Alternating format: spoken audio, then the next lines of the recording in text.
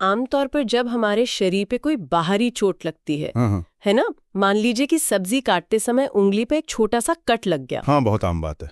तो हमारी एक बहुत ही स्वाभाविक सी प्रतिक्रिया होती है। हाँ। हम उस घाव को पानी से धोते हैं, कोई दवा लगाते हैं, एक पट्टी बांधते हैं और फिर हम उसे ठीक होने के लिए छोड़ देते हैं, मतलब उसके हाल पर। बिल्कुल हमारा शरीर अपने आप उस घाव को भरने की प्रक्रिया शुरू कर देता है।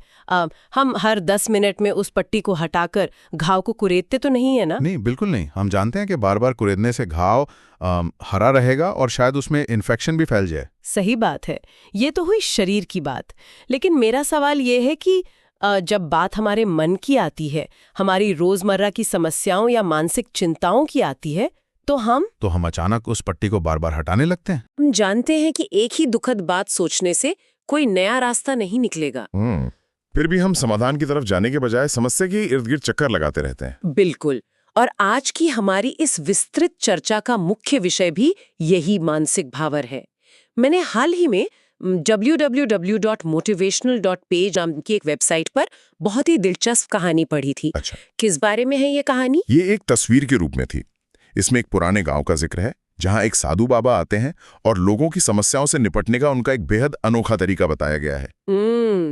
तो आज का हमारा लक्ष्य इस सरल सी दिखने वाली कहानी के भीतर छिपे हुए मानव मनोविज्ञान को गहराई से समझना है। हाँ, हमारा मिशन यही है कि हम चिंता करने के प्रति अपने रवैये को समझें। मतलब हम इस कहानी को केवल एक उपदेश की तरह नहीं देखेंगे, है ना, बल्कि ये जांचेंगे कि मनुष्य की जो फिक्र करने की आदत है उसके पीछे का मनोविज्ञान क्या है। एकदम सही।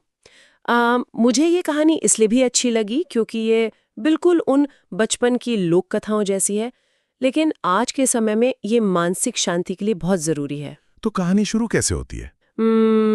कहानी ऐसे है कि कई साल पहले एक गांव में एक साधु बाबा आते हैं और जैसा कि होता है, गांव के लोग अपने अपने दुखों, कला या आर्थिक परेशानियों का समाधान पूछने उनके पास पहुंच जाते हैं। हाँ, एक बहुत ही जाना पहचाना दृश्य है। बिल्कुल।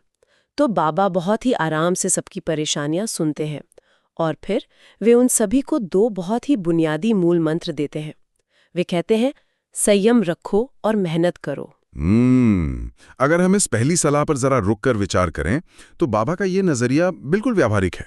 व्यावहारिक कैसे? मतलब ये तो बहुत आम सी बात लगती है। देखिए, संयम का अर्थ है मानसिक ठहराव, मतलब तुरंत कोई प्रतिक्रिया ना देना और स्थिति को समझने का समय लेना।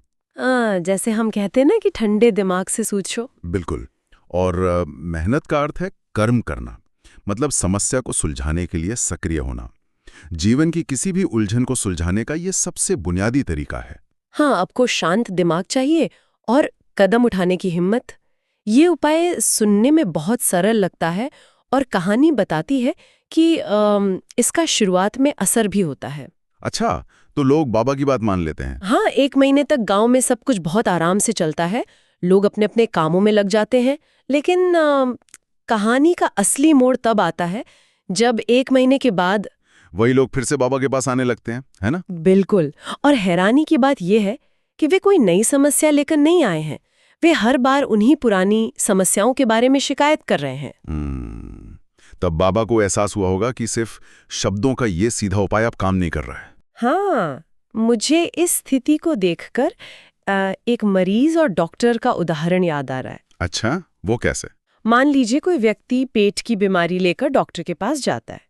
डॉक्टर उसे अच्छी दवा देता है और कहता है कि बाहर का खाना बंद कर दो और रोज सुबह टहला करो। और मरीज दवा तो लेता है, लेकिन जीवन शैली नहीं बदलता। एकदम सही। वो वही भारी भोजन करता है, व्यायाम नहीं करता और 1 महीने बाद उसी दर्द की शिकायत लेकर डॉक्टर के पास वापस आ जाता है। हाँ, ये तो बहुत आम बात है। तो मेरा सवाल ये है कि जब बाबा ने स्पष्ट रूप से बता दिया था कि हल संयम और मेहनत में है, तो लोग उसी पुरानी शिकायत को लेकर वापस क्यों आए? ये एक बहुत ही अच्छा सवाल है। मतलब क्या मनुष्य स्वभाव से ही ऐसा है कि वो वास्तव में समाधान पर ऊर्जा खर्च करने के बजाय अपनी समस्या के बारे में बात करना ज्यादा पसंद करता है? ये मानव स्वभाव की एक बहुत ही गहरी कमजोरी है। देखिए, बाबा की पहली सलाह तार्किक थी, लेकिन लोगों की समस्या तार्किक थी ही नहीं, वो भावनात्मक थी। मतलब वे बस अपनी भड़ास निकालना चाहते थे। हाँ, एक तरह से जब हम किसी समस्या से घिरे होते हैं तो उसके बारे में दूसरों से बात करना हमें एक तात्कालिक राहत देता है। हमारे मस्तिष्क में कुछ ऐसे रसायन निकलते हैं जो हमें अच्छा महसूस कराते हैं। तो क्या इसका मतलब ये है कि शिकायत करना या भड़ास निकालना अपने आप में एक तरह की आदत या नशा बन जाता है? एक हद तक बिल्कुल। मेहनत करना मस्तिष्क के लिए ऊर्जा खर्च करने वाला काम है। हमारा दिमाग स्वभाव से ऊर्जा बचाना चाहता है। अच्छा, मतलब दिमाग आलसी है? हाँ, जब मेहनत भारी लगने लगी और संयम रखना मुश्किल हुआ तो लोग वापस उसी परिचित और आसान स्थिति में लौट आए, यानी शिकायत करने लगे।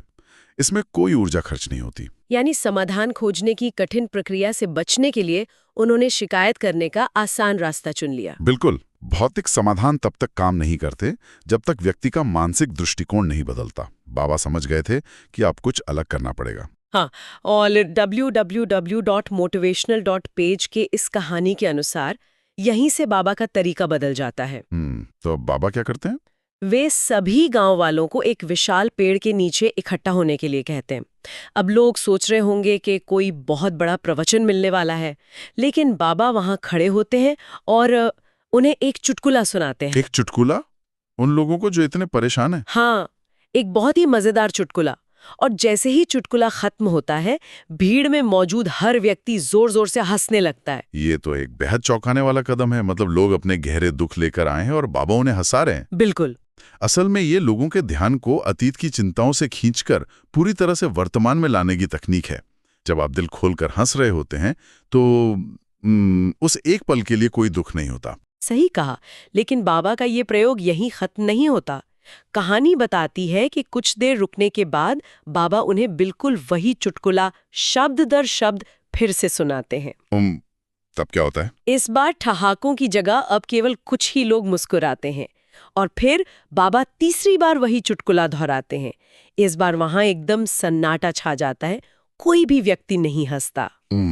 ये बहुत ही शानदार और नियंत्रित मनोवैज्ञानिक प्रयोग था जो पेड़ के नीचे किया गया। मुझे यहाँ इस प्रयोग पर थोड़ा संदेह भी हो रहा है और मैं इसे चुनौती देना चाहूंगी। बताइए, क्या चुनौती है? देखिए, ये बिल्कुल वैसा है जैसे हम अपनी पसंदीदा कॉमेडी फिल्म पहली बार देखते हैं तो लोटपोट हो जाते हैं, दूसरी बार में थोड़ी कम हंसी आती है और 10वीं बार में हम बोर हो जाते हैं। बिल्कुल। लेकिन क्या एक चुटकुले और वास्तविक जीवन की गहरी समस्या के बीच तुलना करना सही है?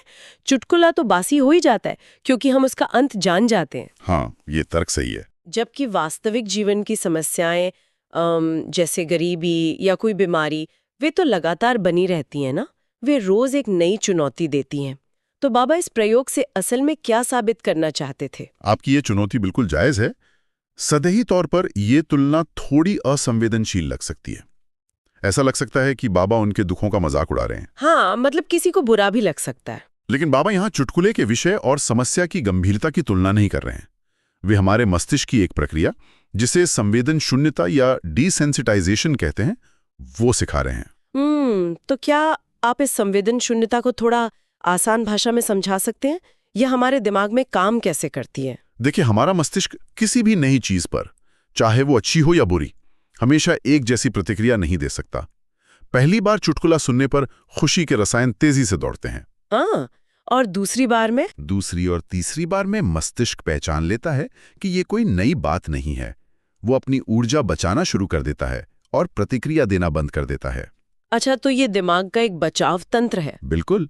अगर हम हर पुरानी बात पर उसी तीव्रता से प्रतिक्रिया देते रहें तो हमारा नर्वस सिस्टम पूरी तरह से थक जाएगा। बाबा यही दिखाना चाह रहे थे। मैं समझ रही हूँ। तो बाबा ये नहीं कह रहे कि तुम्हारी समस्या कोई मजाक है, बल्कि वे ये दर्शाना चाह रहे हैं कि जब हमारा दिमाग एक ही खुशी पर बार बार खुश होने से मना कर देता है, तो वो एक ही दुख देने वाली बात पर बार बार दुखी क्यों हो रहा है। बिल्कुल सही। अरे वाह, ये तो बहुत गहरी बात है। बाबा बिना उपदेश दिए ये दिखा रहे थे कि हम अपनी भावनाओं के साथ कितना बड़ा विरोधाभास जी रहे हैं।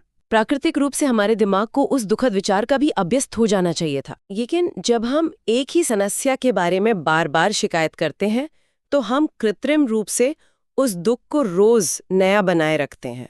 मतलब हम खुद ही अपनी पट्टी बार बार हटा रहे हैं। एकदम सही उपमा है यह। कहानी के अगले हिस्से में यही बात बहुत स्पष्ट रूप से उभर कर आती है। जब तीसरी बार कोई नहीं हंसता तो बाबा मुस्कुराते हैं और कहानी में बाबा के शब्द हैं कि जैसे तुम बार बार एक ही मजाक पे हंस नहीं सकते, वैसे ही एक ही समस्या पे बार बार रो क्यों रहे हो। ये एक बहुत ही शक्तिशाली निष्कर्ष है। बाबा ने लोगों का ध्यान समस्या से हटाकर समस्या के प्रति उनके व्यवहार पर केंद्रित कर दिया। बिल्कुल। और वेबसाइट पर कहानी के अंत में यह संदेश दिया गया है कि चिंता करने से आपकी समस्याओं का समाधान नहीं होगा। यह संदेश बहुत सीधा है, लेकिन इस प्रयोग के बाद इसका असर बहुत गहरा हो जाता है। मुझे यह देखकर बहुत आश्चर्य होता है कि कैसे एक साधारण से चुटकुले ने चिंता की निरर्थकता को समझा दिया। क्या हम ये कह सकते हैं कि चिंता करना भी एक तरह की लत बन जाती है? हाँ, इसे एक बुरी आदत कह सकते हैं। जिस तरह हम एक बासी चुटकुले से हंसी की उम्मीद नहीं करते, क्या हमें एक ही समस्या पर बार बार आंसू बहाकर समाधान की उम्मीद छोड़ देनी चाहिए? देखिए, अगर हम इसे व्यवहार के नजरिए से देखें तो चिंता करना एक निष्क्रिय अवस्था है, मतलब पैसिव है। बाबा ने शुरुआत में जो संयम और मेहनत की बात की थी, वो सक्रिय अवस्था थी। हाँ, मेहनत करने में आप कुछ बदल रहे होते हैं। लेकिन जब लोग केवल शिकायत कर रहे थे, तो वे कुछ भी उत्पादक नहीं कर रहे थे। लेकिन कई बार ऐसा लगता है कि जब हम किसी परेशानी के बारे में बहुत गहराई से चिंता कर रहे होते हैं, तो हम असल में उस पर काम कर रहे हैं। ऐसा महसूस होता है कि हम कुछ कर रहे हैं। और यही मस्तिष्क का सबसे बड़ा धोखा है। चिंता करना हमें नियंत्रण का एक झूठा एहसास देता है। हमें लगता है कि लगातार सोचने से हम खुद को किसी खतरे से बचा रहे हैं। मतलब हम सिर्फ ख्याली पुलाव पका रहे होते हैं। मनोविज्ञान में इसे विचारों की जुगाली करना कहा जाता है। जैसे गाय घास खाने के बाद उसे घंटों चबाती रहती है, वैसे ही हम नकारात्मक विचारों को दिमाग में चबाते रहते हैं। अरे, ये उदाहरण बहुत सटीक है। बाबा का प्रयोग इसी जुगाली की आदत को तोड़ने का तरीका था। वे समझा रहे थे कि एक ही समस्या पर बार बार रोना ऊर्जा की बर्बादी है। समाधान चिंता करने में नहीं, सक्रिय कदम उठाने में है। हाँ, जब हम लगातार चिंता करते हैं तो अपनी सारी मानसिक ऊर्जा उसी जुगाली में खत्म कर देते हैं, और फिर उस मेहनत के लिए ताकत ही नहीं बचती जिसकी बाबा ने सलाह दी थी। बिल्कुल, आप पहले ही इतने थक जाते हैं कि समस्या से लड़ने की ऊर्जा ही नहीं बचती। तनाव में दिमाग केवल खतरे पर केंद्रित रहता है, वो नए रास्तों को देख ही नहीं पाता। अगर हम आज की इस पूरी चर्चा को समेटें तो ये साफ हो जाता है कि ये कहानी केवल किसी गांव का किस्सा नहीं है। ये हमारे आधुनिक जीवन, हमारे दफ्तरों और हमारे घरों का एकदम साफ आईना है। आज हम सभी के पास अपनी अपनी समस्याएं हैं। हाँ, परिस्थितियां चाहे जो भी हों, हमारा अपना दृष्टिकोण ही हमारी सबसे बड़ी परेशानी बन जाता है। चिंता करना हमारे मानसिक संसाधनों की बहुत बड़ी बर्बादी है। और यहाँ इस बात का ध्यान रखना भी जरूरी है कि ये कहानी हमें पत्थर दिलोने के लिए नहीं कह रही है। जब कुछ बुरा होता है तो दुख महसूस करना स्वाभाविक है। लेकिन उस दुख के भीतर अपना स्थायी घर बना लेना अस्वाभाविक है। हमने आज के इस विस्तृत विश्लेषण में बहुत बारीकी से देखा कि कैसे इंसान वापस उसी समस्या में उलझ जाता है। बाबा की पहली व्यावहारिक सलाह और फिर उनका मनोवैज्ञानिक प्रयोग दोनों मिलकर हमें एक मजबूत संदेश देते हैं। बिल्कुल। कहानी के अंत में जो वाक्य है कि चिंता करने से समाधान नहीं होगा, वो पढ़ने में साधारण लगता है, लेकिन इस पूरी चर्चा के बाद इसका वजन बहुत बढ़ गया है। हाँ, ये एक उपदेश से बदलकर जीवन जीने की कला बन गया है। और जैसा कि हम हमेशा कोशिश करते हैं कि इस विश्लेषण के अंत में एक ऐसा विचार छोड़ें जो सोचने पर मजबूर करे, तो आज का वो अंतिम सवाल क्या है? बहुत गहरा सवाल है ये। क्या ऐसा इसलिए है क्योंकि हम अनजाने में अपनी खुशी को तो जल्दी भूल जाने देते हैं, लेकिन अपने दुखों को दिमाग में दोहराकर उन्हें हमेशा ताज़ा बनाए रखने का अभ्यास करते हैं। मतलब हम खुशी को मेहमान मानते हैं और दुख को परिवार का सदस्य। बिल्कुल। सोचकर देखिए, अगर हम चुटकुलों की तरह ही अपनी चिंताओं को भी बासी होने दें तो जीवन कितना अलग होगा। बहुत शांत होगा। शायद अब समय आ गया है कि हम उस पट्टी को बार बार हटाना बंद कर दें, अपनी पुरानी चिंताओं को बासी होने दें, ताकि दिमाग में रचनात्मक विचारों के लिए जगह बन सके। ये हम सबके लिए सोचने का विषय है।